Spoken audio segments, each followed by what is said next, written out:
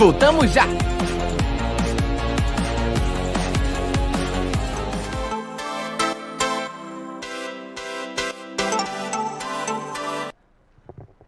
Tá sentindo? O grande Jorge, já encontrei com o Jorge hoje na academia, uma malha bruta, viu? Atleta de alto nível, de alto padrão. Ô, gente.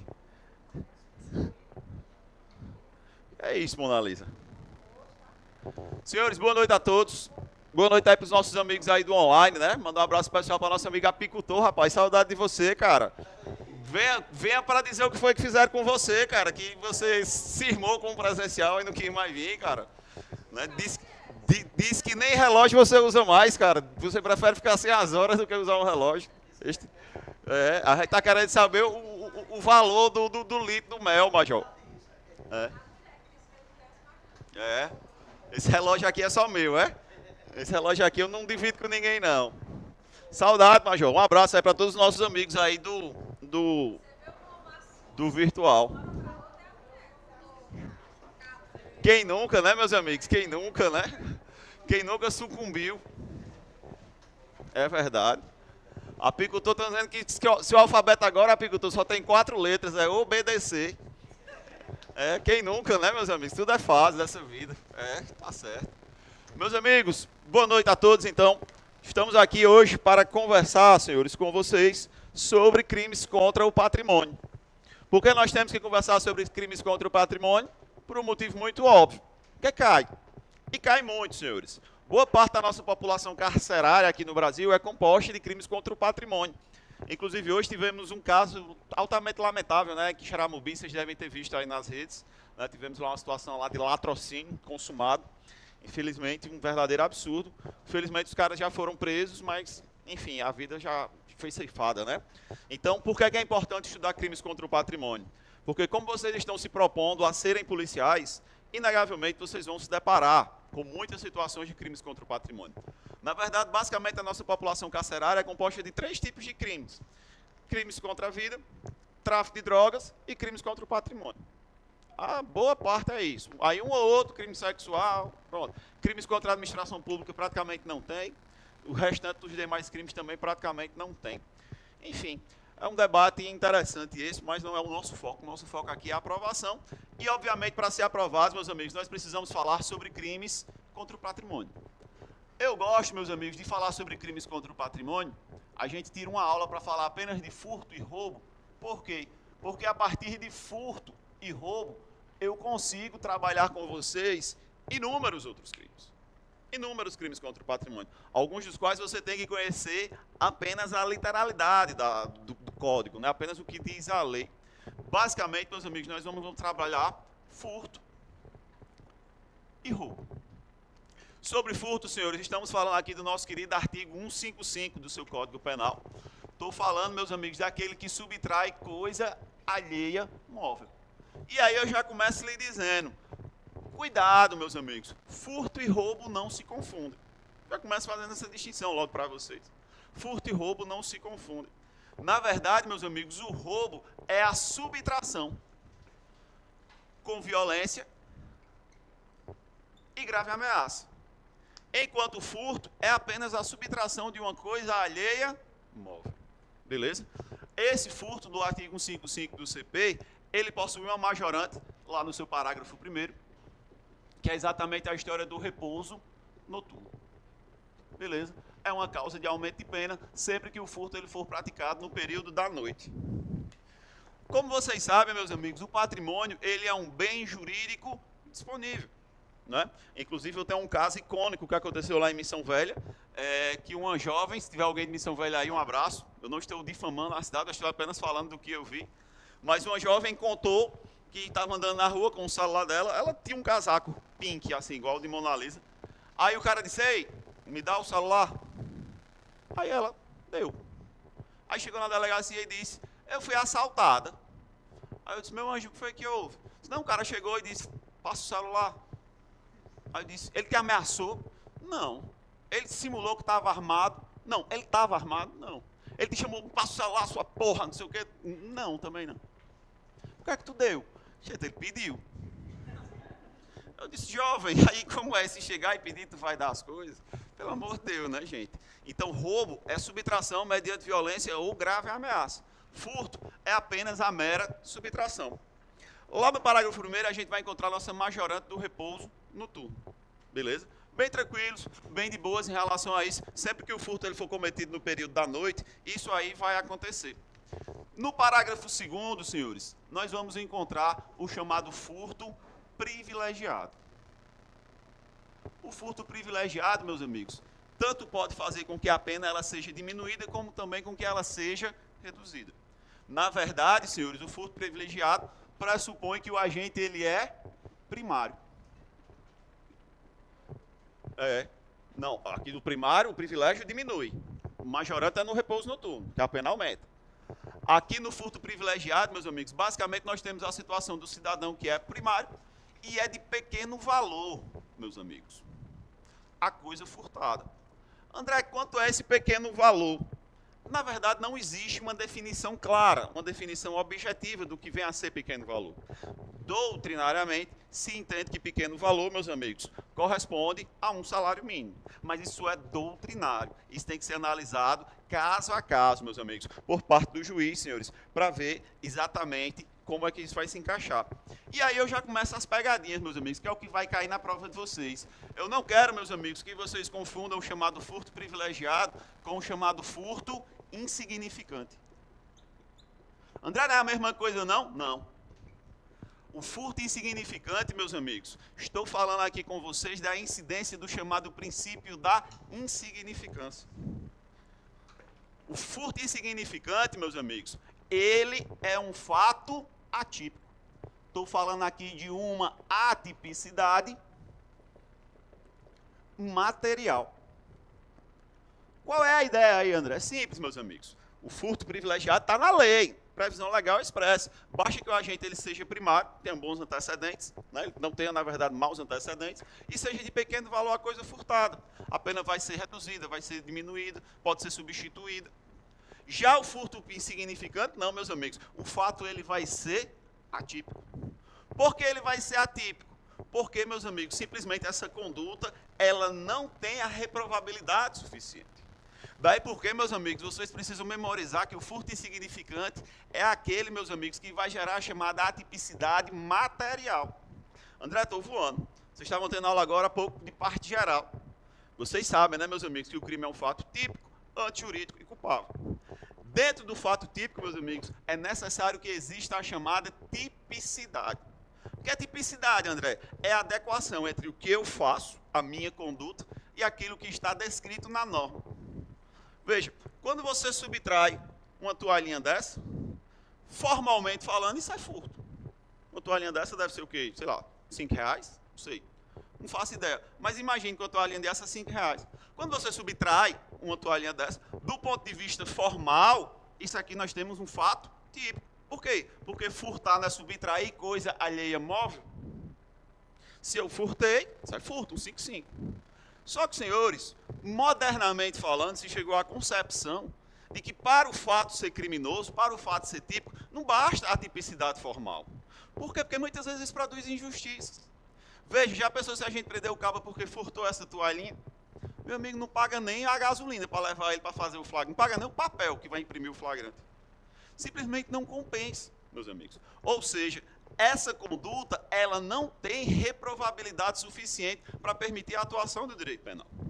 André, continuo voando. Simples, meus amigos. O direito penal ele é pautado por alguns princípios básicos. Dentre eles está o princípio da lesividade. Eu sei que vocês adoram direito penal, mas, gente, direito penal não foi concebido para ser regra. Direito penal ele foi concebido para ser exceção. Tanto isso é verdade, meus amigos, que de todos os ramos do direito, o único que é capaz de suprimir, de retirar o seu direito de ir e vir é o direito penal. É por isso, meus amigos, que o direito penal ele é a última ratio. Ele é a última razão. De todos os ramos do direito, ele é o último que deve ser chamado a intervir para tutelar o bem jurídico. Por quê? Porque ele é o único que é capaz de tirar o seu direito de ir e vir, meu amigo. Isso é muito forte, isso é muito pesado. E aí, vejo, você não pode, meus amigos, se ocupar do direito penal de bobagem, de besteira.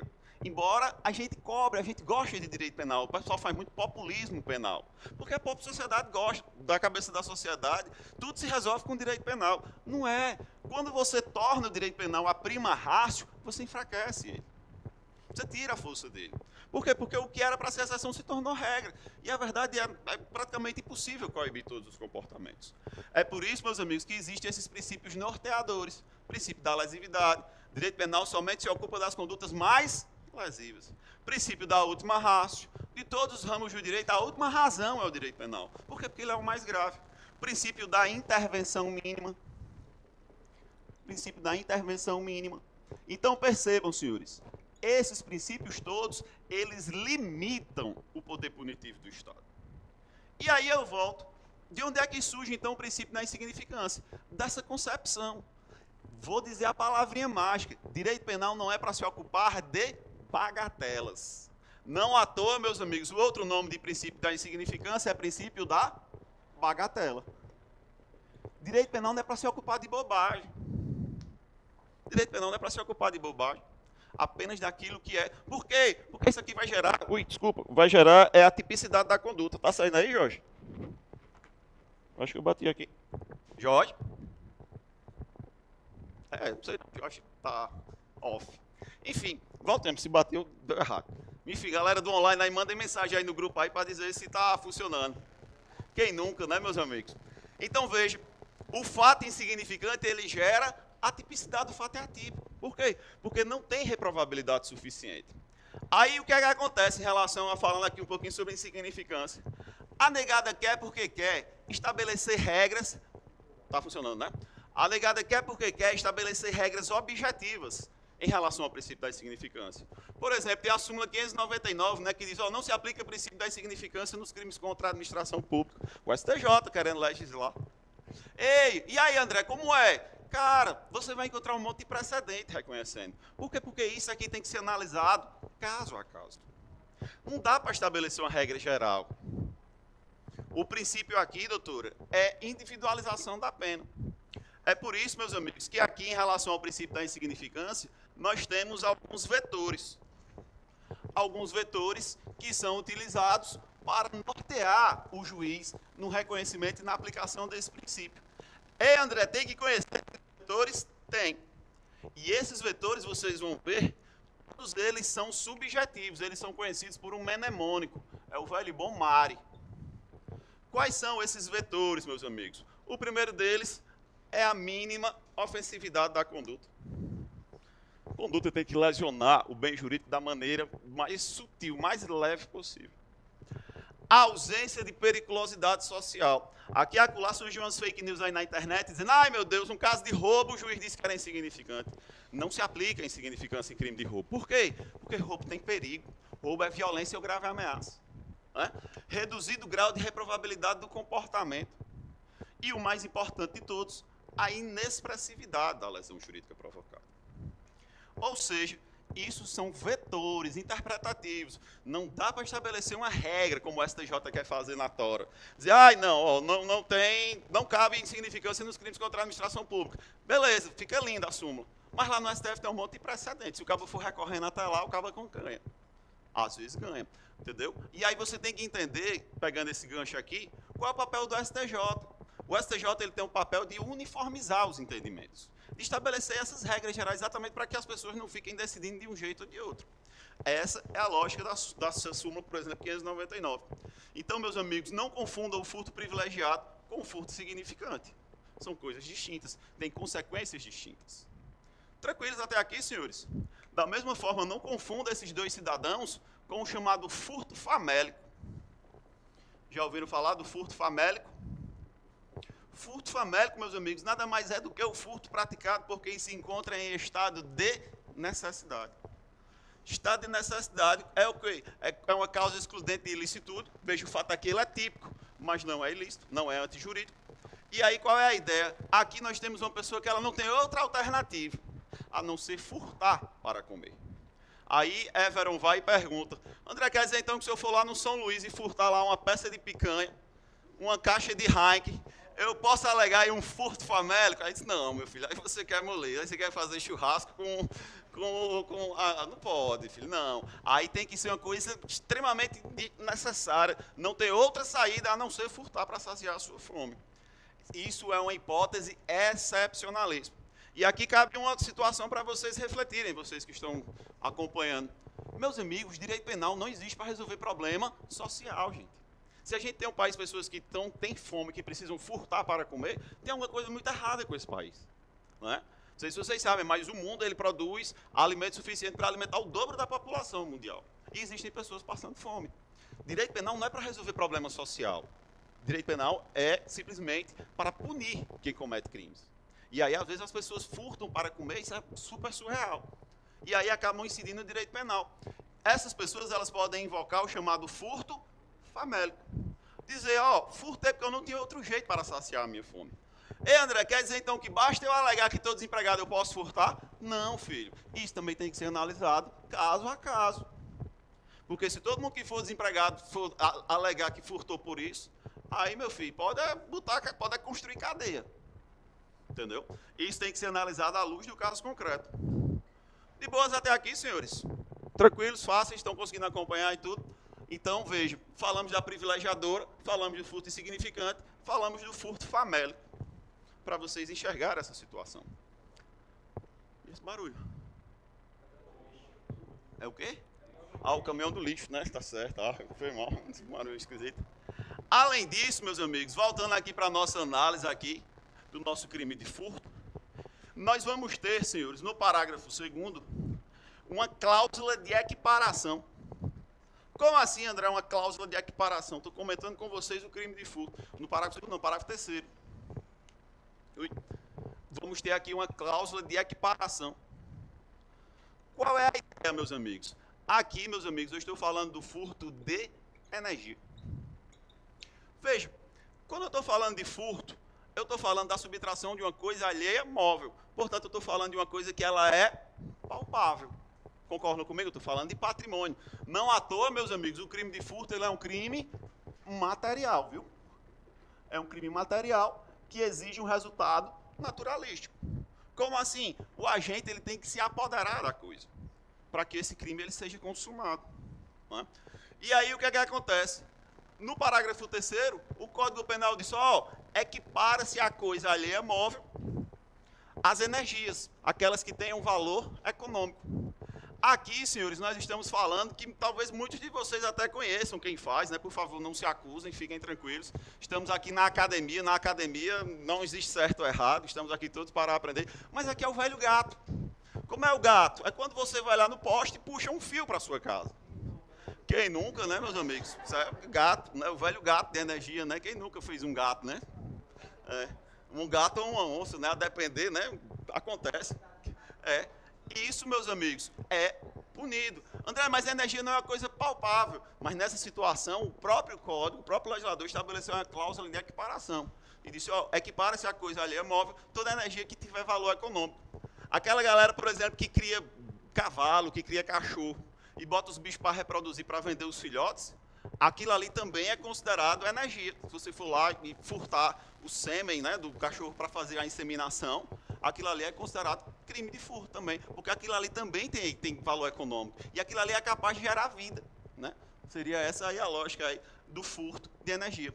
E aí tem uma pegadinha recorrente nessa história aí do furto de energia. Lembrando, aqui não é somente energia, mas principalmente energia.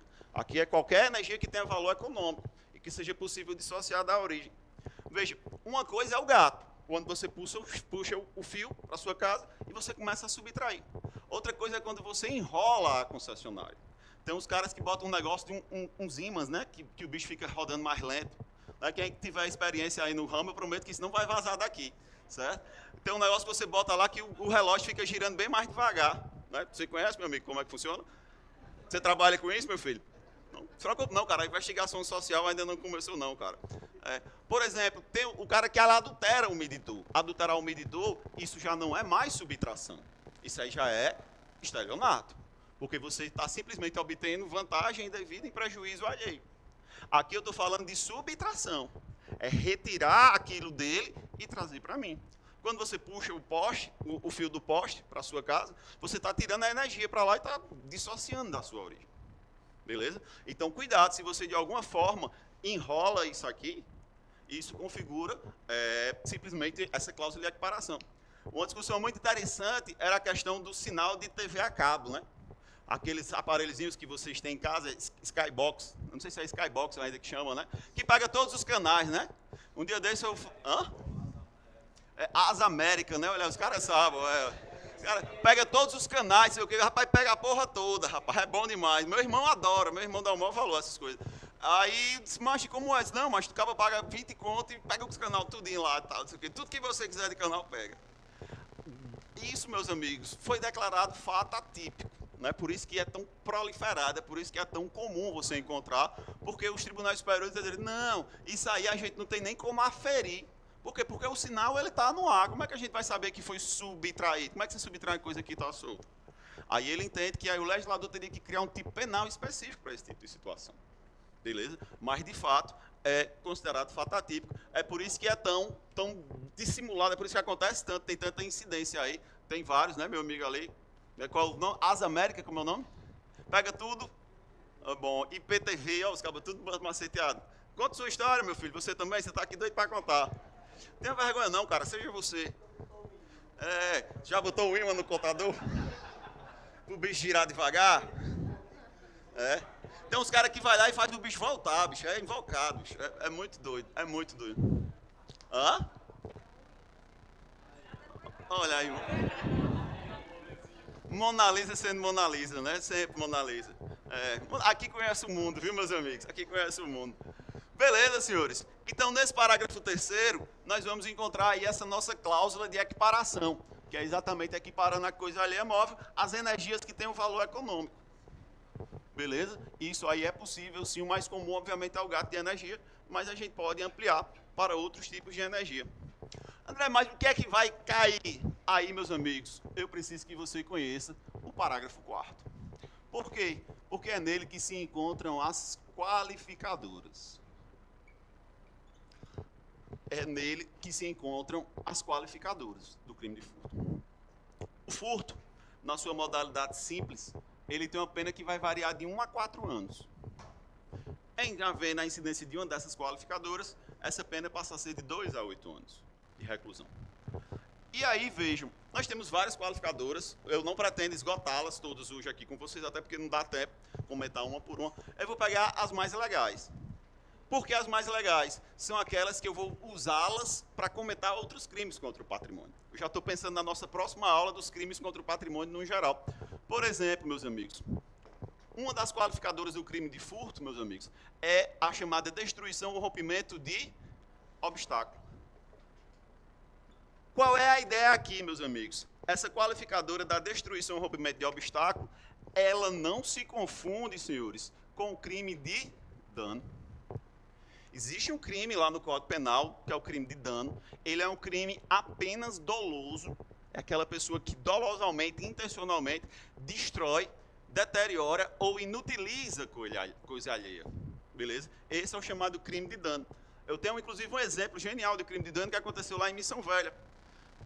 O prefeito, com a melhor das intenções, com todo respeito aí se houver alguém em Missão Velha, mas eu vi, foi o que eu vi. Por isso que eu posso falar, é a minha história. O prefeito quis organizar o trânsito da cidade, né? Ele quis organizar o trânsito da cidade, colocou um Demutran, comprou umas motinhas bonitas, umas fardinhas bonitas e tal. Um negócio bem organizado, porque o povo lá tinha muita mania de botar o capacete no cotovelo ao invés da cabeça, né? Não sei por que tem pessoas que acham que o capacete é pro cotovelo e não pra cabeça.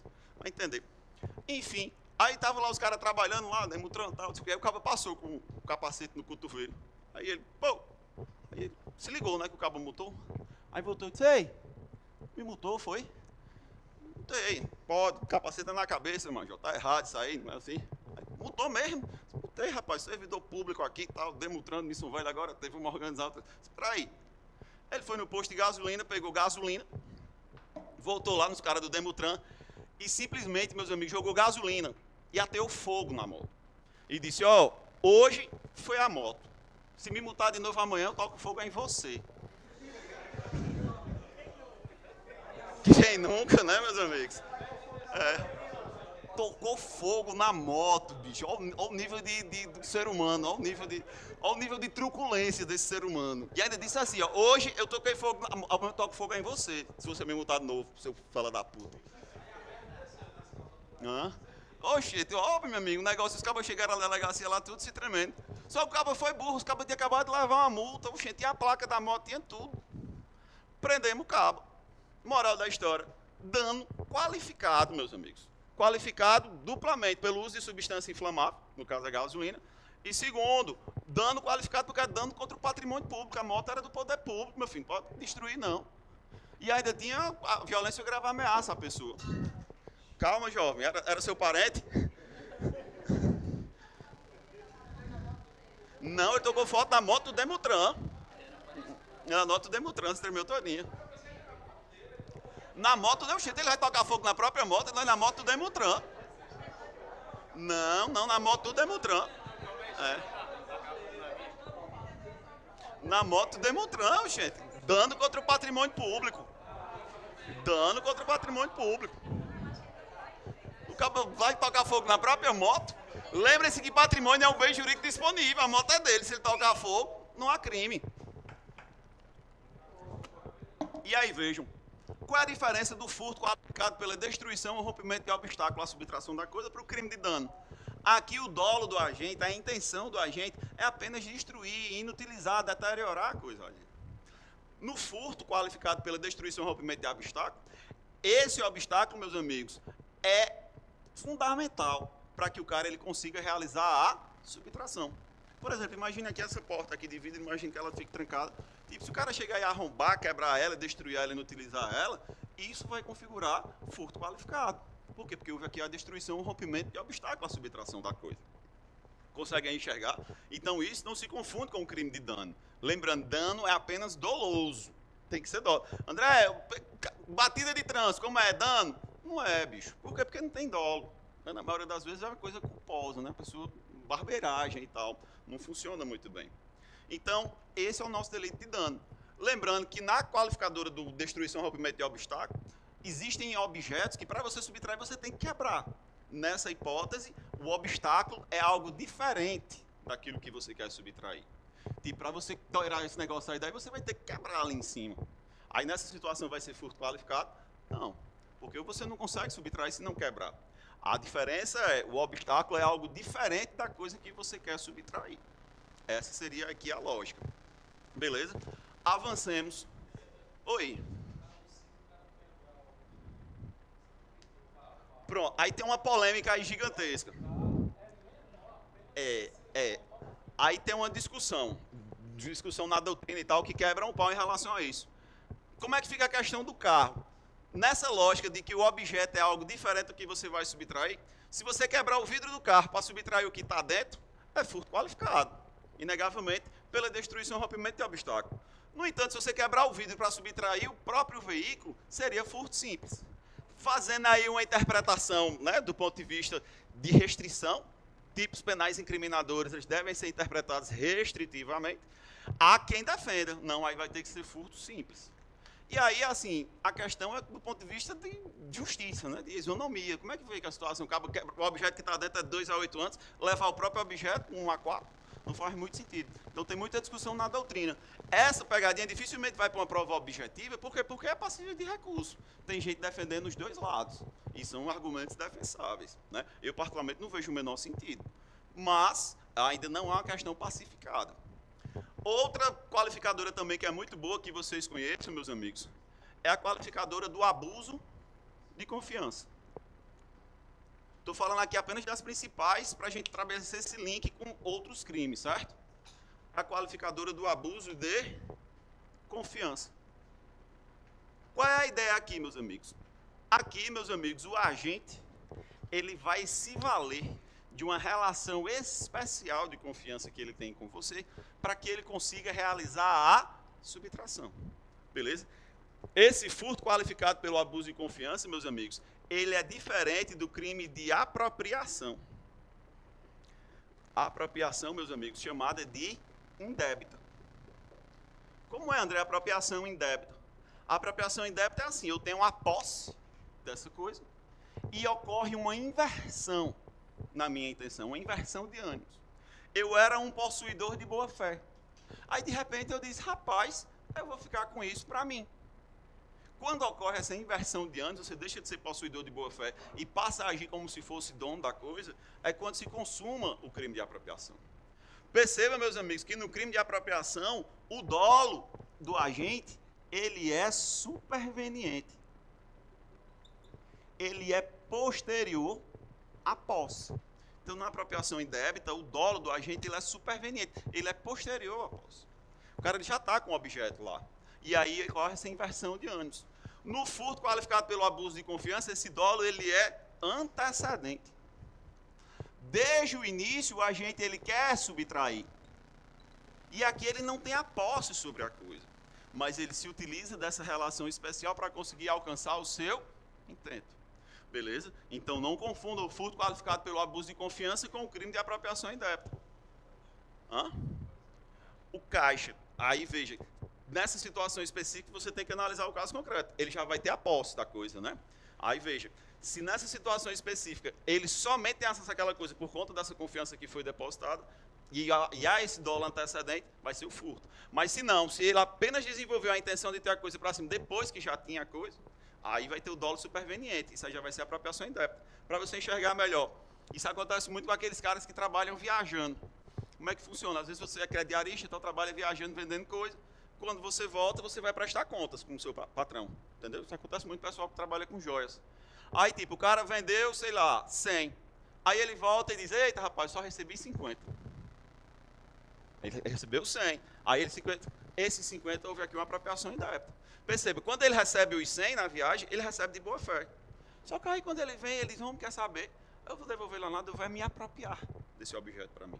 Ocorreu aí uma inversão de ânimos. É diferente se desde o início ele já tivesse com a intenção de virar o vendedor para realizar a subtração. Nessas situações já seria furto qualificado pelo abuso de confiança. É bem sutil a diferença. Tudo vai depender do dolo. Se ele era um dolo antecedente ou se é um dolo subsequente, o superveniente. Seria essa aqui a lógica.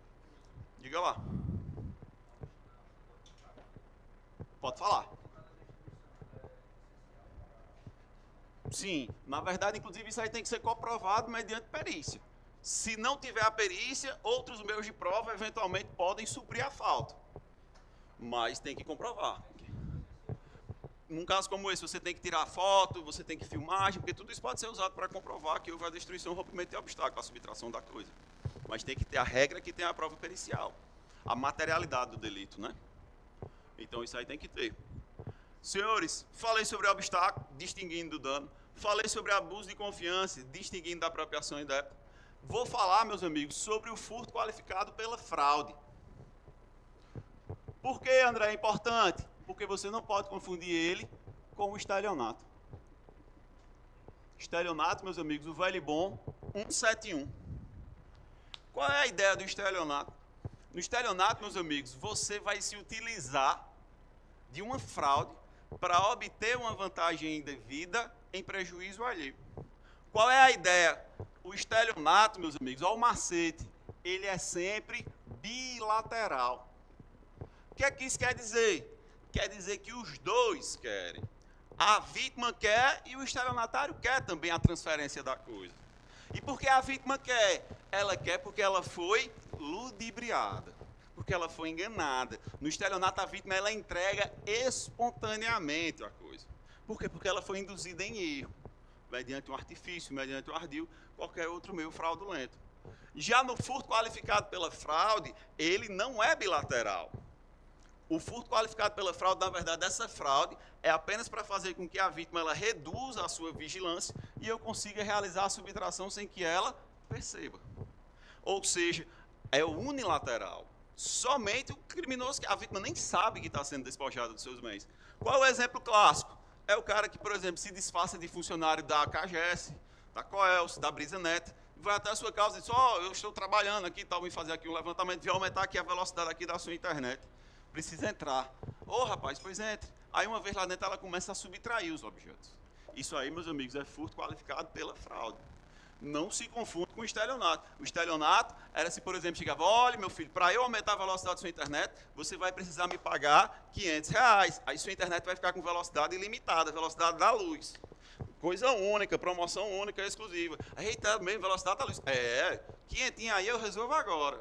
Perceba, nessa situação a vítima quer. Ela sabe que vai perder quinhentinho, mas ela acha que vai perder para ganhar esse proveito, que seria essa internet ilimitada. É diferente do furto qualificado pela fraude. Aqui a fraude é apenas para fazer com que a vítima ela reduza a sua vigilância, a sua observação. Sempre o estelionato ele é bilateral, os dois querem.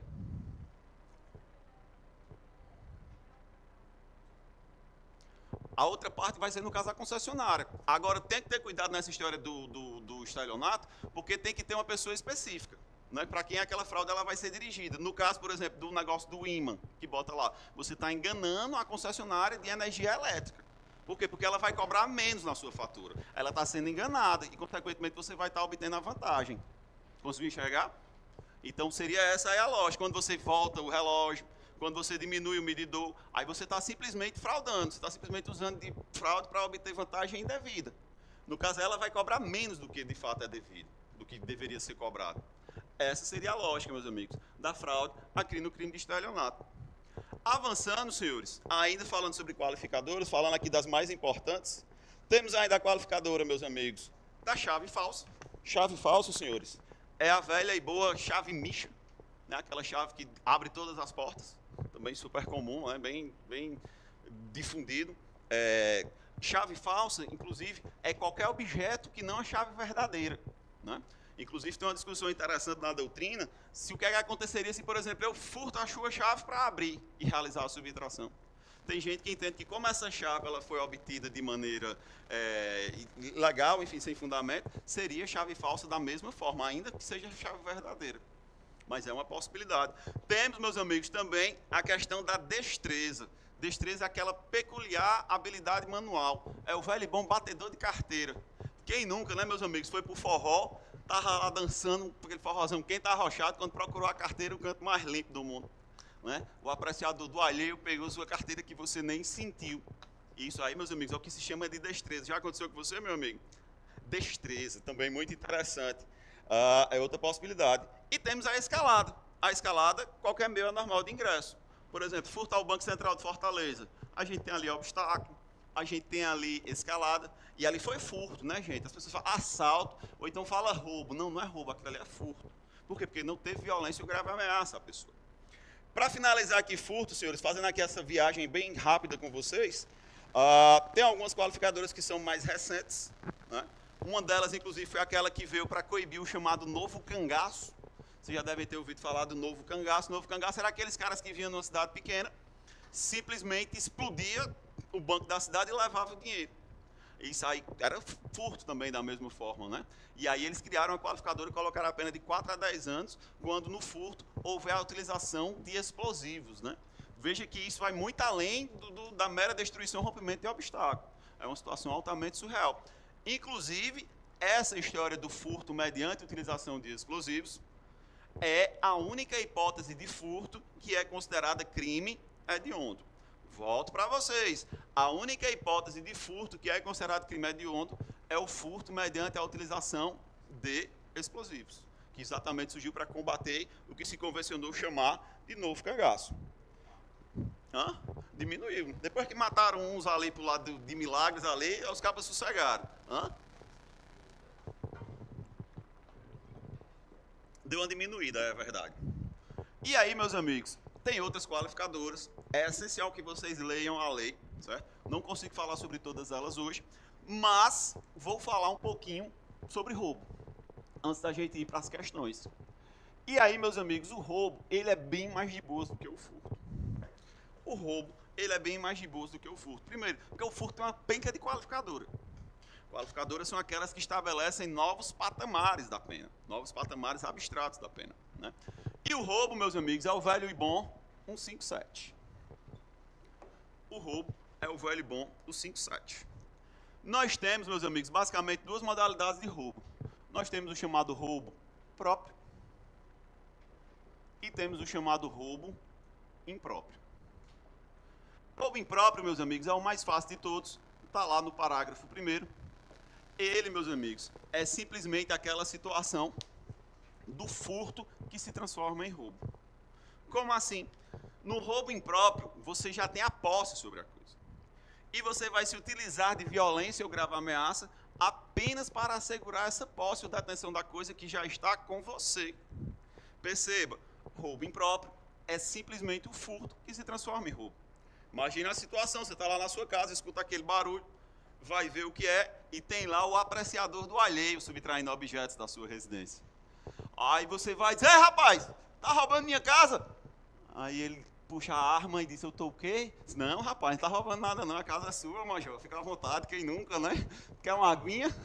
Uma aguinha gelada, uma coisinha aí para ajudar. Isso, meus amigos, é o que se chama de roubo impróprio.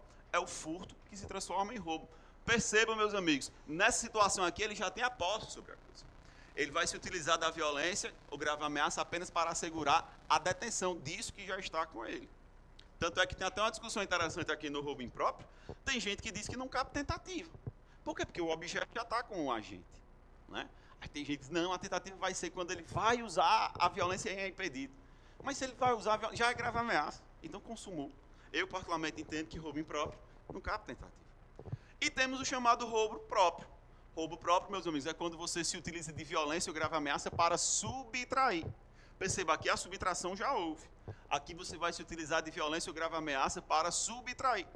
E esse roubo próprio, meus amigos, ele vai admitir tanto a chamada violência própria, como também a chamada violência imprópria. André, o que diabo é violência imprópria? Violência imprópria, meus amigos, é aquela que retira da vítima a sua capacidade de resistência. É aquela que você anula a capacidade dela de resistir. Alguém falou aqui, o exemplo clássico é o velho e bom Boa Noite Cinderela. Você bota um sonífero na bebida da pessoa, ela dorme, e enquanto ela dorme você subtrai todos os pertences dela. Mas imagine, meu amigo, que você foi para uma festa, tomou-lhe a cachaça do mundo todo, dormiu na praça, tá lá o cachorro lambendo sua boca, e aí, meus amigos, alguém vai lá e subtrai os seus pertences. Isso é roubo? Isso é furto. Conseguiram perceber a situação? Então, cuidado. O roubo próprio, ele admite a chamada violência imprópria. Qualquer meio que retire da vítima a sua capacidade de resistência. Por exemplo, a pessoa entra no banheiro, eu vou e tranco ela dentro do banheiro. Isso é roubo. É roubo. Roubo próprio com violência imprópria. Por quê? Porque quando eu tranco ela no banheiro, simplesmente eu retirei dela qualquer possibilidade de resistência. Perceberam aí a sutileza do roubo próprio com violência imprópria?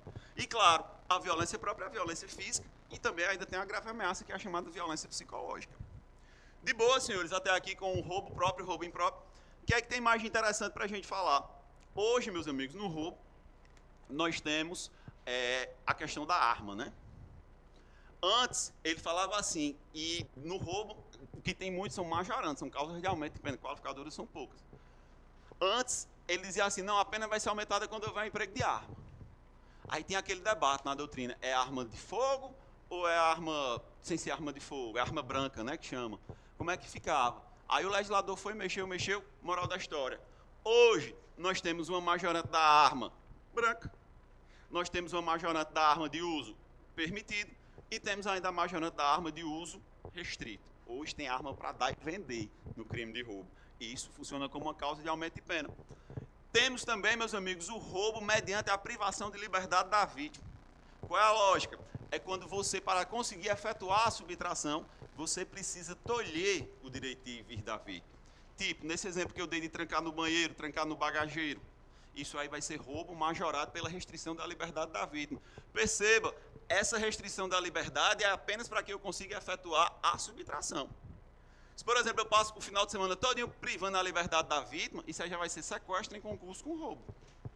Conseguiram perceber essa sutileza? Aqui eu vou privar apenas para conseguir efetuar a minha subtração. Inclusive, meus amigos, o roubo com a privação da liberdade da vítima é também crime hediondo, assim também como o roubo mediante o uso de arma de fogo. E aí, meus amigos, nós entramos nas qualificadoras, que também são hediondas. Nós temos, meus amigos, tanto o roubo qualificado pela lesão corporal grave, como também, meus amigos, temos o roubo qualificado pela morte. Hoje foi o que nós tivemos lá em Quixeramobim, o velho e bom latrocínio. É o roubo qualificado pelo resultado de morte. Como é isso aí, André? É o cara que precisa, as pessoas sempre pensam isso, é o cara que mata para roubar? Não. É quando no contexto do roubo houver o resultado morte. Ainda que ela tenha sido causada a título de culpa. Beleza? E aí vai ser sempre que no contexto do roubo ocorreu o resultado morte, isso é o que se chama de latrocínio. Como assim, André? Me dá um exemplo. Imagina, por exemplo, o cara deu um tiro para cima. Aí no que o cara deu um tiro para cima, o teto caiu e matou. Aí, meu amigo, isso é roubo qualificado pelo... Mas André, ele não tinha intenção de matar, não. Ele deu só um tiro para cima. Quando ele aceitou fazer um roubo, automaticamente a gente já consegue vislumbrar dolo eventual. Ele assumiu o risco do que poderia ocorrer naquela situação. Mas, de fato, essas qualificadoras aqui da lesão grave, do resultado morte, elas resultam necessariamente da violência física, né? Não resulta da grave ameaça. Tranquilo, senhores? Então, esse é o nosso roubo qualificado pelo resultado de lesão corporal grave, pelo resultado morte. A arma é majorante. Majorante. Qualificadora no roubo é só lesão grave e morte. O resto é tudo majorante. Aí, a arma, ela vai variar a depender do tipo de arma. Arma branca é um percentual, arma de fogo de uso restrito é um percentual, e arma de fogo de uso permitido é outro percentual. Entendeu? Guarde essa lógica aí para ver. E aí, quais são os roubos que são hediondos? O roubo qualificado pelo resultado de morte, a arma e também pela privação da liberdade da vítima. Em linhas gerais, senhores, esse é o nosso delito de roubo. É você subtrair mediante violência ou grave ameaça. Todos esses crimes que eu comentei com vocês, senhores, são crimes materiais, que exigem resultado naturalístico. E outra, meus amigos, todos eles comportam o Instituto da Tentativa, apenas o roubo impróprio, há quem diga, e é majoritário, que ele não comporta tentativa, porque já tem a posse sobre a coisa. Quando é que o roubo e o furto se consumam? E aí eu vou para as questões. Meus amigos, hoje o entendimento majoritário é que o roubo e o furto eles se consumam com a mera apreensão da coisa. Antigamente se discutia, para ter consumação do roubo e furto tem que ter posse mansa, pacífica e desvigiada. Não. Hoje, meus amigos, é quando a gente ele se apodera da coisa. É quando ocorre o apoderamento. Apreendeu, meu filho, consumou. Tranquilos? A tentativa vai ser quando, por circunstâncias alheias à vontade do agente, não houve essa apreensão. André, o cabo apreendeu, saiu correndo, eu estou correndo atrás. É consumado? É. Porque hoje independe de posse mansa e pacífica. Se adota exatamente a teoria que se chama de amócio. Amócio também chamada de apreécio de apreensão. Sempre que você apoderou a coisa, está consumado. Antigamente era assim, se você apreendia dentro da loja, mas não conseguia sair, era tentativa. Porque você não tinha posse mansa e pacífica. Hoje em dia isso não existe mais. Apreendeu, botou dentro das calças, está consumado. Beleza, senhores, tranquilos. Pontualmente, 9h50 da noite. Aí a gente passa, meus amigos, para resolver questões com vocês. Aplicando aqui esses raciocínios sobre furto e roubo. Lembrando, a gente ainda vai ter uma aula sobre os outros crimes contra o patrimônio, estelionato, apropriação, mas aí eu já faço menção a essa nossa aula de hoje. Então, bora lá, senhores. Primeira questão. Quanto ao concurso de pessoas, de acordo com o Código Penal brasileiro e suas disposições, analise a questão e marque a alternativa correta. Arthur combina com José de furtar uma residência. José ficaria no carro esperando, enquanto Arthur ele arrombaria a casa. Porém, Arthur, ao ingressar na casa, ele encontra uma mulher e a estupra, fugindo depois com seus pertences. José, que era o parceiro dele que ficou lá fora, vai responder por qual crime, senhores? Todo mundo consegue enxergar, meus amigos, que é furto. Repare, meus amigos, que José, ele é partícipe ou é autor? Ele é apenas um mero partícipe, ele apenas estava auxiliando o cara a realizar a subtração. E em relação ao estupro, não tem como imputar ele, porque ele nem sabia que o cara ia fazer a parada, né? E por que é qualificado aí, André? Porque, meus amigos, concurso de 2 ou mais pessoas. Interessante, no roubo, ou no furto, isso qualifica. No roubo, majora. Beleza? Fica essa dica aí para vocês. Então, teve arrombamento aí no anunciado? Também seria uma segunda qualificadora. Os podem atuar, ingressar na casa. Ele falou aqui só arrombaria. Seria em tese uma qualificadora. Embora ele não tenha deixado claro, mas qualificado aqui eu enxergo claramente o concurso de pessoas. Aí isso aí é inequívoco.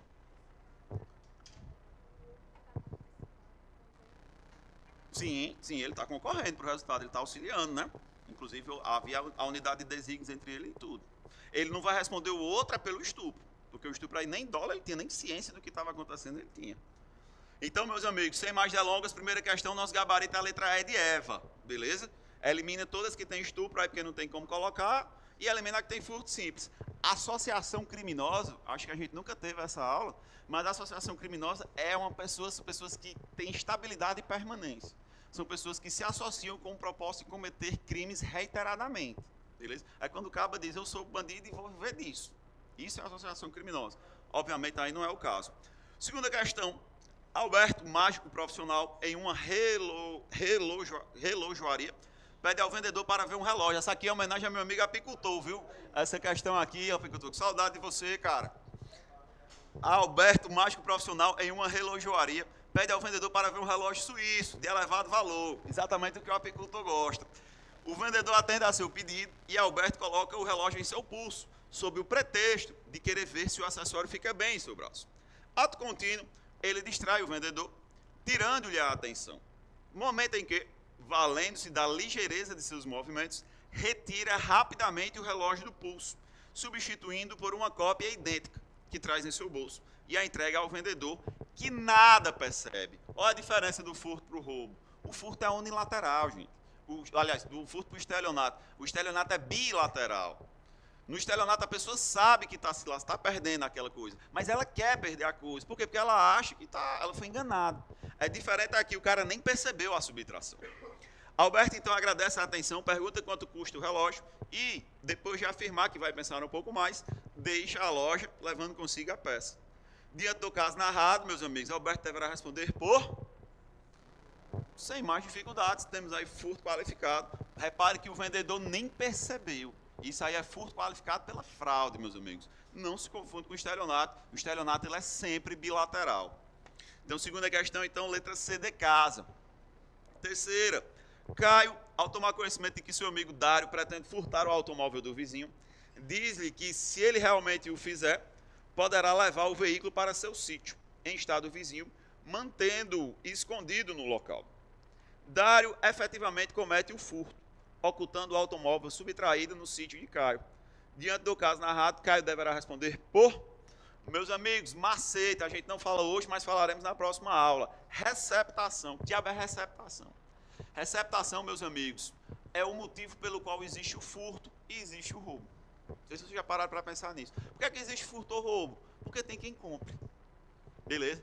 Receptação, meus amigos, vai responder aquele que está, de alguma maneira, atuando para que essas coisas roubadas ou furtadas, simplesmente, elas sejam vendidas, elas sejam repassadas. Basicamente, a receptação ela vai punir destinatários. Beleza? Seria, meus amigos, na linha do iter criminis, quem vem depois da subtração. É o destinatário da coisa que foi subtraída. Então, automaticamente aí, meus amigos, a gente vai eliminar as assertivas que falam de receptação. Por quê? Porque, na verdade, o cara aí ele não é destinatário. Ele é partícipe do cara. Ele está dizendo, não, mas dá certo, faz aí que eu escondo a parada.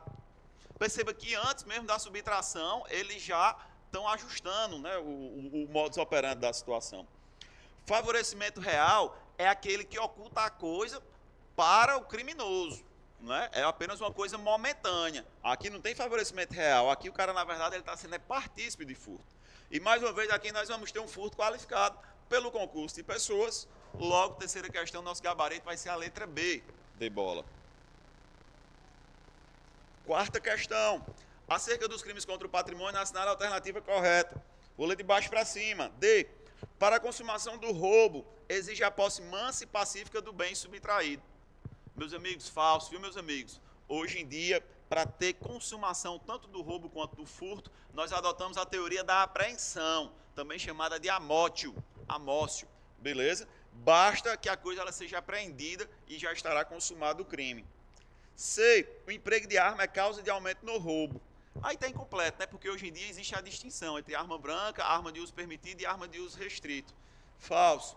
B. A conduta descrita no artigo 158 do Código Penal é exigir vantagem econômica indevida mediante violência ou grave ameaça. Cuidado, está falando aqui de extorsão. Extorsão não é exigir, é constranger. Por isso que eu tive aquela aula falando sobre constrangimento ilegal. Extorsão, meus amigos, é também bilateral. Porque extorsão eu vou constranger a vítima para me entregar o que eu quero. As pessoas sempre perguntam, André, então, estou na dúvida do que é roubo e o que é extorsão. Por quê? Não, porque quando o bandido chega para mim e diz, passa o celular, vagabundo, isso é extorsão ou é roubo? Isso é roubo. André, mas o cara não está pedindo. Não, é apenas a maneira gentil dele pedir. Ele vai subtrair, aquela vantagem é imediata. Quer você queira, quer não, você está arrebatado por ele. Já na extorsão, eu somente vou ter o proveito se a vítima me entregar. É como, por exemplo, eu constranjo a vítima a sacar dinheiro para me entregar na conta. Isso aí seria extorsão. Porque eu só vou conseguir obter o proveito se ela me entregar, senão não consigo. A vantagem ela é imediata, no roubo é imediata. Cara, a agiotagem, existe um crime, que é os crimes contra a economia popular, se eu não me engano, que tem lá um tipo de penal que é bem levezinha a pena. Aí a agiotagem pode configurar, de repente, a extorsão. Aí vai depender do caso concreto, como é que funciona a coisa toda, né? Enfim, dependendo aí do modus operandi. Mas não existe um tipo penal de agiotagem, não, descrito não, na lei não.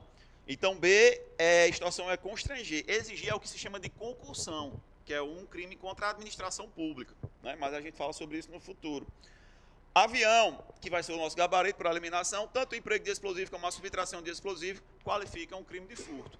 Lembrando que apenas é hediondo o furto mediante explosivo. O furto de explosivo não é hediondo. Beleza? Então, quarta questão, nosso gabarito vai ser a letra A. É mais uma qualificadora do furto, a pena também é 4 a 10 anos. Quinta, caso Mévio com emprego de chave falsa subtraia coisa alheia móvel para entregá-la a Tício, pode-se afirmar que chave falsa, meus amigos, é uma qualificadora do furto, né? É qualquer meio para abrir a porta que não a sua chave verdadeira. E aí vamos lá, o Mévio vai responder por roubo, não está falando aí de violência ou grave ameaça, elimina. B, Mévio e Tício responderão por crime de furto e receptação. Gente, para quem furta, a receptação é um fato posterior que não é punível, beleza? Para quem furta, a receptação não é punível, elimina. C, Tício responderá por crime de apropriação indébita. Apropriação indébita é quando você tem a posse da coisa, beleza? E aí ocorre essa inversão de ânimos, já quando você já está a posse da coisa. Não é o caso, aqui ele subtraiu. D, Mévio vai responder por roubo simples. Também não, elimina. Nosso gabarito aí na quinta questão vai ser a letra E de Évia. Mévio responderá por furto qualificado. Qualificado aí pelo emprego de chave falsa e também pelo concurso de pessoas, né? Tício seria receptação aí em tese, né? Para entregar lá Tício. Né? Faltou dados aí para a gente chegar, mas ele não está cobrando o Tício, né? Por isso que não... Mas em tese sim. Sexta questão, o roubo simples, a extorsão simples e a omissão de socorro são classificadas respectivamente como crime. Roubo, meus amigos, inegavelmente, crime material. Exige aí um resultado naturalístico. Extorsão é um crime formal. Se consuma com um mero constrangimento. Viu, meus amigos? Ainda que o agente ele não obtenha o proveito que ele almeja. E a omissão de socorro é o que se chama de um crime de mera conduta. Basicamente, você está sendo punido por omitir-se. Beleza? Então, o gabarito da sexta questão, letra C de casa.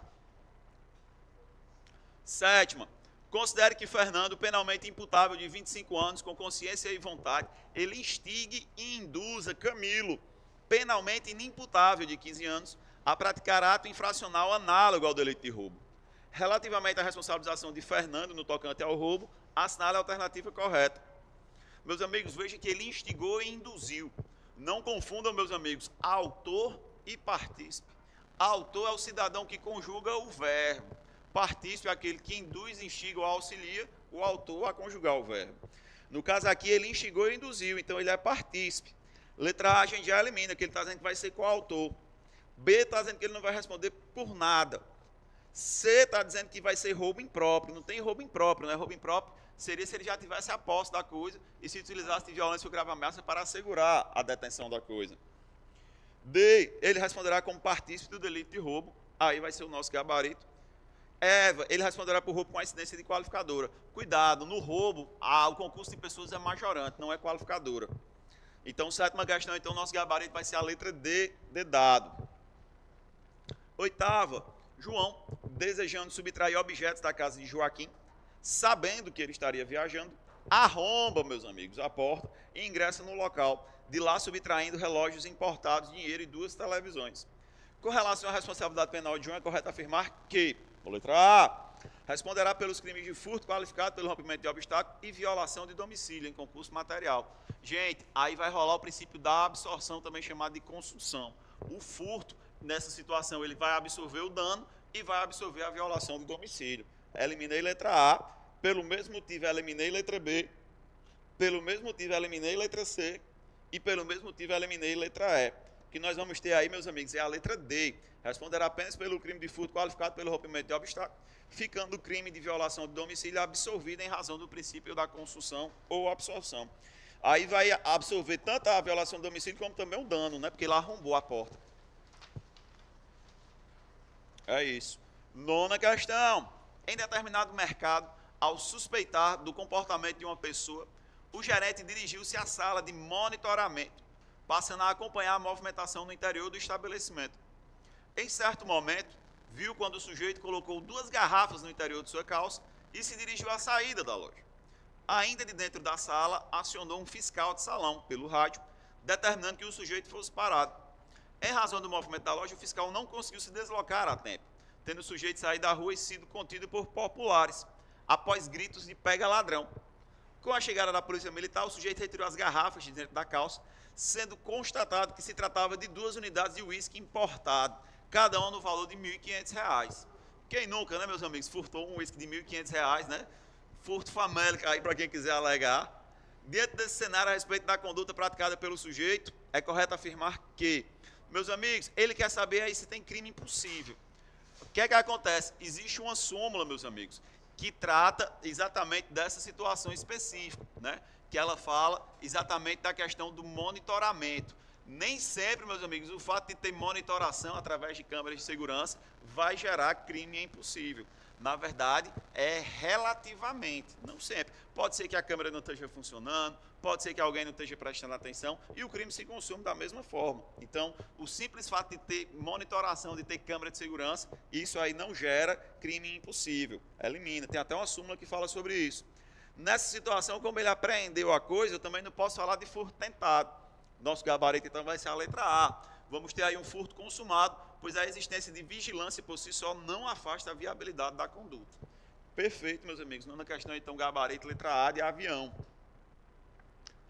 10. Ao tentar sacar a parcela do seguro-desemprego a que fazia jus, Mário foi informado por funcionário da Caixa Econômica Federal, em Niterói, de que tais valores haviam sido previamente sacados por terceiro não identificado em agência da mesma instituição bancária, localizada em João Pessoa. Investigada a ação, constatou-se que o modus operandi consistia em saques efetuados em autoatendimento ou lotéricas, com utilização de cartão cidadão emitido pelo Ministério do Trabalho, sem a prévia solicitação dos beneficiários, cujos endereços de entrega foram indevidamente alterados. Diante desse cenário, é correto afirmar que se trata de... Meus amigos, percebam, senhores, houve aí bilateralidade? Se não teve bilateralidade, meu filho, automaticamente você já elimina a A, C e a E, porque não tem estelionato. Você vai ficar com a B e a D.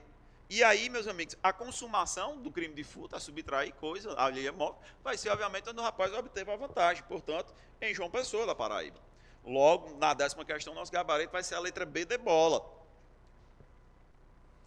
11ª. O Código Penal, em seu artigo 155, define o tipo penal de furto, qual seja subtrair para si ou para outra em coisa alheia móvel. No parágrafo 4º do mesmo artigo, ele define as hipóteses de furto qualificado. Assinale a alternativa que não contém uma dessas hipóteses. Então vamos lá. Letra A, destruição, rompimento de obstáculo à subtração da coisa, qualifica. Chave falsa, qualifica. Furto praticado mediante violência ou grave ameaça, não existe furto com violência ou grave ameaça. Elimina, meus amigos. Nosso gabarito é exatamente a letra C. Isso aí, na verdade, é roubo. Abuso de confiança, fraude, escala de destreza qualifica. Concurso de 2 ou mais pessoas também qualifica. Lembrando que no roubo isso aí majora, faz aumentar a pena através de fração. 12. A, com 35 anos de idade, em razão de seu vício, entra na casa de B, seu pai, que tem 62 anos de idade, arrombando a porta, utilizando violência contra o objeto e levando a televisão que se encontra no interior da residência. Nessa situação hipotética, a conduta dele vai ser... Aqui, meus amigos, tem um troço chamado escusas absolutórias, certo? Essas escusas absolutórias, elas estão no artigo 181, valeu, meu brother, 182 e 183, beleza? que é escusas absolutórias? São situações, o que o legislador diz, quando acontecer isso aqui, não aplica direito penal, resolvam em outra esfera. Por exemplo, é o crime contra o patrimônio de descendente contra ascendente ou vice-versa. Porque aí tem a questão de herança e tal, prejuízo do cônjuge na constância da sociedade conjugal. Só que veja, essas escusas absolutórias, elas do 181, elas não se aplicam quando a vítima ela é idosa, quando ela tem 60 anos de idade. Então, meus amigos, aqui ele responde, viu? Não tem escusa absolutória, não. E aí vai ter furto qualificado, né, meus amigos? Porque houve aí destruição, rompimento de obstáculo à subtração da coisa. Então, o gabarito da 12ª vai ser a letra B, de bola. Escusas absolutórias, 181, 182, 183. Não deixem de dar uma olhada depois. 13. Durante o período de repouso noturno, Pedro cometeu o crime de furto de um veículo que estava guardado na garagem da casa da família Silva. No decorrer das investigações, foi possível constatar que Pedro era primário e que, pela análise das imagens das câmeras de segurança instaladas no jardim da residência, havia movimentação dentro da casa. Ou seja, membros da família Silva estavam acordados dentro da residência. A partir dessa situação, assinale a correta. Vou ler de baixo para cima. Caso Pedro tivesse utilizado de escalada para cometer o crime, tal qualificadora só poderia ser reconhecida mediante prova pericial. Meus amigos, de fato, quando o crime deixa vestígio, é obrigatória a realização do exame pericial. No entanto, em desaparecendo os vestígios, outros meios de provas podem suprir a falta.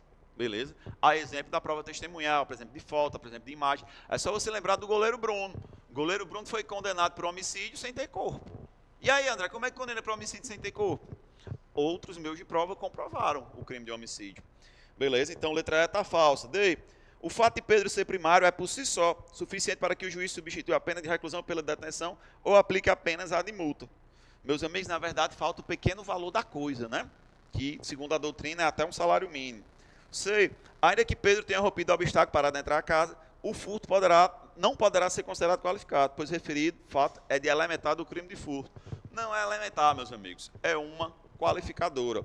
Bola. Apesar de o crime ter sido cometido durante o repouso noturno, não deve ser aplicada a causa de aumento de pena, pois havia pessoas acordadas dentro da residência. Não, meus amigos, repouso noturno significa aquele horário em que a maior parte das pessoas estão mais vulneráveis, ainda que concretamente tenha alguém lá dentro. E aí ficamos com a letra A. É irrelevante o fato de as vítimas estarem ou não dormindo no momento do crime, bastando que o furto tenha sido praticado à noite, durante o repouso noturno, para caracterizar a causa de aumento de pena. 13ª questão, então, meus amigos, letra A de avião. 14ª.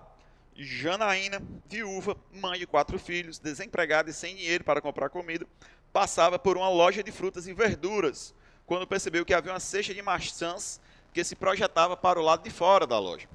Janaína subtraiu 4 daquelas frutas para dar a seus filhos, ocasião em que foi presa pelo vendedor, que a tudo observava pelas câmeras de segurança. Nessa circunstância, assinale a alternativa que melhor descreve a situação jurídico-penal de Janaína. Meus amigos, estelionato é absurdo, estelionato é bilateral. Legítima defesa é quando você repele uma injusta agressão, atual ou iminente, usando moderadamente os meios necessários. Roubo, não teve aqui subtração com violência ou grave ameaça. Ficamos com tentativa de furto e estado de necessidade. Aqui, meus amigos, nós temos a velha e boa estado de necessidade, até porque está consumado o furto, né? Houve a apreensão da coisa. Então, aqui é o que se chama de furto famélico. Beleza? Então, nesse caso aqui, não. Porque está dizendo que ela subtraiu 4 filhos. Se ela subtraiu, pressupõe que ela apreendeu. Existe, totalmente compatível. Desses crimes que eu comentei hoje, o único que não vai caber tentativa é o roubo impróprio. Todos os outros têm. Apropriação, furto, roubo, dano. 15ª. Durante a noite, uma pessoa adentrou clandestinamente em uma loja que comercializava aparelhos eletrônicos e subtraiu diversos celulares, mas foi detida em flagrante pela polícia. A partir dessa situação hipotética, assinale a opção correta em relação à causa de aumento de pena no caso de furto noturno, à luz do entendimento consolidado pelo STJ. Letra A. O fato de ação delitiva ter ocorrido em estabelecimento comercial enseja por si só o aumento de pena aplicável ao furto noturno. Nada a ver, né, meus amigos? Nada a ver. Só o fato de ser um estabelecimento que já é furto noturno, não. Furto noturno é quando as pessoas estão em repouso noturno. Ainda que concretamente não haja ninguém em repouso, mas é naquele horário em que as pessoas se encontram mais vulneráveis. B, a presença de outra pessoa dentro do estabelecimento comercial no momento da ação delituosa seria causa de aumento de pena relativa ao furto noturno. Também não, né, meus amigos? Também não tem nada a ver uma coisa com a outra. Para a incidência da causa de aumento de pena relativa ao furto noturno, é imprescindível a falta de iluminação. Também não, meus amigos, totalmente desnecessário. D, para a incidência da causa de aumento do furto noturno, é preciso representação. Não, furto é de ação penal incondicionada. Eva, a ocorrência do furto à noite em situação de repouso configura causa de aumento de pena relativa ao furto noturno, independentemente de o local estar ou não desabitado. Nossa assertiva, meus amigos, sem medo de ser feliz, é a letra E de Eva. 16ª. Sobre os crimes contra o patrimônio, assinale a correta. Letra A. Os crimes de latrocínio, extorsão, roubo qualificado e extorsão mediante sequestro são classificados como hediondos. Meus amigos, falso, né, meus amigos? Extorsão somente é hediondo a extorsão que se chama de sequestro relâmpago. A extorsão mediante privação da liberdade da vítima. Beleza? Então, só isso aí eu já elimino a letra A. B. O crime de extorsão mediante sequestro classifica-se como crime material. Não é material, senhores, é formal. Ele se consuma com a exigência do resgate. C. No roubo, o bem é retirado da vítima, enquanto que na extorsão, ela própria é quem entrega ao agente. Nosso gabarito aí da 16ª, letra C, perfeito. A extorsão, ela é bilateral. O cara vai se utilizar de violência ou grave ameaça para que a própria vítima entregue aquilo que ele almeja. D. O denominado sequestro relâmpago é uma modalidade do crime de extorsão cometido mediante a privação total da liberdade da vítima. Total não, gente. Sequestro relâmpago, a pessoa vai privar pelo tempo necessário para obter a vantagem. Se for além disso, vai ter sequestro em concurso com extorsão simples. Beleza? Então, letra D, falsa. Eva, as formas qualificadas do roubo não decorrem necessariamente do emprego de violência. O roubo ele é qualificado quando tiver lesão grave ou morte. Ambos decorrem da violência física. Se for decorrente da grave ameaça, não se configura, porque isso aí seria analogia em malam partem. Eliminamos. Então, 16º gabarito vai ser letra C. 17. Em janeiro de 25, no município de Viçosa, Jonas se aproximou de um transeunte e, mediante grave ameaça, consubstanciada no emprego de uma faca, determinou a entrega do seu telefone celular, sendo atendido. Em seguida, Jonas, na posse da res furtiva, correu, mas acabou sendo capturado em flagrante por um policial civil à paisana, 3 quarteirões depois. Sendo assim, a vítima logrou recuperar o bem móvel que havia sido levado. Nesse cenário, considerando as posições do Código Penal, é correto afirmar que Jonas responderá pelo crime de... Meus amigos, lembrem-se que na extorsão, é a vítima quem entrega o objeto para o agente. No caso aí, meus amigos, vocês viram que, na verdade, é roubo, né? Veja qual é a diferença do roubo para a extorsão. No roubo, a vantagem ela é imediata e a colaboração da vítima é dispensável. Na extorsão, a colaboração é essencial. Beleza? E a vantagem ela é imediata, ela é futura. Então, automaticamente, aí, meus amigos, na 17ª eu elimino a letra A, elimina a letra C. Ficamos aí com o roubo tentado ou roubo consumado. Como houve aí a apreensão da coisa, meus amigos, inclusive ele chegou ao ponto de correr, só posso deduzir que nós temos aí roubo consumado. Portanto, meus amigos, o gabarito aí vai ser a letra E de Eva. Roubo consumado com a incidência da causa de aumento de pena atrelado ao emprego de arma branca. Beleza? Não há tentativa aí porque houve o apoderamento, houve a apreensão da coisa. 18º, de acordo com o STJ, ainda que o agente não seja residente em crime doloso e as circunstâncias judiciais lhe sejam favoráveis, é vedada a substituição da pena privativa de liberdade por outra pena restritiva de direitos, na hipótese de condenação por... Cara, isso aqui eu ia precisar de alguns minutos para desenvolver com vocês, porque eu não sei nem se aqui eles falam sobre isso, que são as hipóteses em que cabe substituição das penas privativas de liberdade por restritiva de direitos. Resumindo, basicamente essa substituição, ela sempre deve acontecer, mas tem requisitos. Quais são esses requisitos? Requisito 1, ausência de violência ou grave ameaça. Ausência 2, em se tratando de crimes dolosos, essa pena ela não pode ultrapassar 4 anos. Beleza? Se for crime culposo, não importa o montante da pena, não importa se tem violência ou grave ameaça. Enfim, isso aqui é uma aula à parte, a gente teria que parar para conversar sobre isso. Fato é, meus amigos, o único aí que não vai comportar a substituição é o roubo, meus amigos, porque só substitui penas privativas de liberdade por quando não houver violência ou grave ameaça. É só você lembrar, cadeia, guardem isso para vocês, é feito para quem comete crime com violência ou grave ameaça. Quem não comete crime por violência ou grave ameaça tem que ser punido de outras formas. Beleza? Guarda esse macete aí que ajuda. Então aí você elimina o roubo, meus amigos. De fato, roubo não vai autorizar, porque roubo tem violência ou grave ameaça. 19ª. João Maior e Capaz e Caio, adolescente, subtraíram mediante grave ameaça, consubstanciada no emprego de palavras de ordem, o veículo automotor de propriedade de Joana, evadindo-se na sequência. Registro que João tinha conhecimento de que Caio era menor de idade. Consigne-se ainda que Caio dispunha de envolvimento pretérito na prática de outros atos infracionais análogos a crimes patrimoniais. Considerando o Código Penal e o Estatuto da Criança e do Adolescente, a Lei 8.069 de 90, João responderá pela prática do crime de roubo. E aí ele pergunta, meus amigos, ele diz na letra B e na letra C que é roubo simples e na letra E que é roubo simples. Eliminamos as três, por quê? Aí nós vamos ter o roubo majorado pelo concurso de 2 ou mais pessoas. É causa de aumento. Ficamos com a letra A e com a letra D. Repare, meus amigos, que na letra A ele está dizendo que não vai haver o delito de corrupção de menores. E vai haver, porque corrupção de menores é um crime formal. Ou seja, ainda que o menino já tenha outros atos infracionais, ainda assim se consuma o corrupção de menores. Logo na 19ª, no gabarito, vai ser a letra D. Sempre para lembrar disso aqui, é só você lembrar do estupro de vulnerável. Estupro de vulnerável é crime, mesmo que ela tenha experiência sexual anterior, mesmo que ela já namore, mesmo que ela já tenha feito o escambau. 20. João e José, em comunhão de ações e desígnios, aproximaram-se de Maria, que aguardava no interior do seu automóvel o sinal de trânsito abrir. E assim sendo, os agentes bateram na janela do veículo e determinaram que a vítima entregasse os seus pertences, sob ameaça de morte. Após subtrair o telefone celular e o relógio, os autores do delito tentaram se evadir, mas foram alcançados 100 metros à frente por policiais militares que passavam pela região, sendo capturados em flagrante. Nesse cenário, considerando as posições do CP, assinala a opção que indica o crime pelo qual João e José responderão. Extorsão, vocês já sabem, a colaboração da vítima é essencial, ela é bilateral.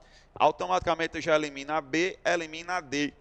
Elimina a C e E porque está falando de roubo simples. Aí nós temos o concurso de 2 ou mais pessoas e temos também aí um roubo consumado, porque houve a apreensão da coisa. A teoria do amossos, também chamada de apreécio. Senhores, uma boa noite a todos e um bom final de semana. Um abraço, se cuidem. Eu não vejo mais vocês não essa semana, né? Meus amigos do online, um abraço. Até a próxima e bom final de semana a todos. Essa semana acho que não, né, cara?